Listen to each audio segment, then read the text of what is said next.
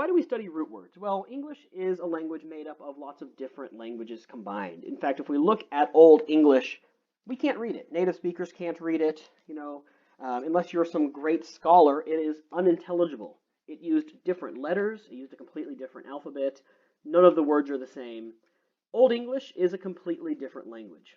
What we think of as English nowadays is made up of Old Germanic plus Norman French plus Latin plus Greek plus all sorts of other languages combined.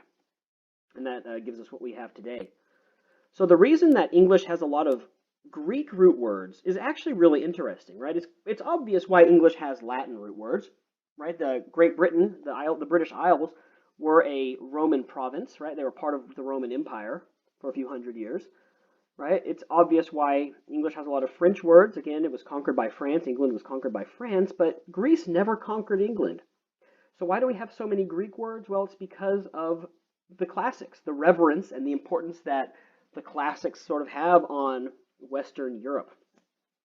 So for a long time, studying Greek was what you would do to be, if you were a very educated person, you would study Greek, and you would learn a lot of Greek words. And these Greek words and these Latin words have become really a big part of our language. So nowadays, if we want to be able to create words of our own, we can come up with Greek words and Latin words, put them together, and they are considered to be real words in English. Root words are building blocks. Now, there are a few rules. The most important rule is that you should never mix Greek and Latin roots, right? If you have a Greek word, it needs to go with other Greek words. If you have a Latin word, it needs to go with other Latin words. And I have a resource, the 84 most common Greek and Latin root words. And I'm going to link to this on our YouTube video that's coming out tomorrow about this. So please go to our YouTube channel and subscribe. You will have a copy of this document when you go there. But I just want to talk about a few. And can anyone tell me what the word auto might mean? A-U-T-O. Think of automobile, autograph, autobiography. Any idea what the root word auto might mean? Right. The word auto means self. Okay? So automobile. Mobile means to move. An automobile, a car, it moves on its own. It doesn't have a horse that pulls it. Right? Autobiography. Bio means life, just like biology, right? The study of life. Bio means life. Graphy means to write, or graph means to write. Autobiography, the word itself literally means to write about your life. Okay?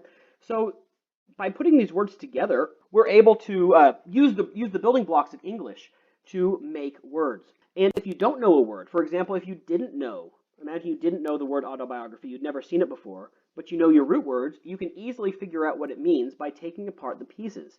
They're like puzzle pieces that make up the building blocks of the language. It's really fascinating and very, very useful. Once we know some of our basics, okay, we have the word graph. Now we know the word graph means to write or draw.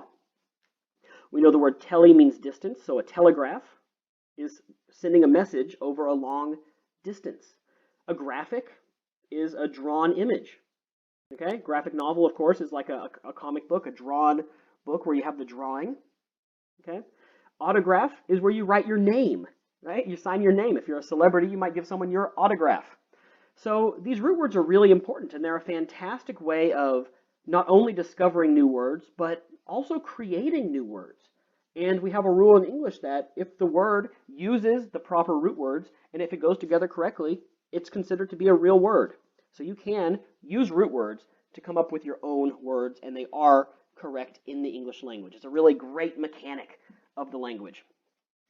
So again, I'm going to share you guys a resource. So by tomorrow, I will turn this into a video of sorts on my YouTube channel, American English with Michael. You can find it there. And I will link you guys this fantastic resource that I've been using with my students in school. Well, I've been talking for a while now. I do want to turn it over to you guys.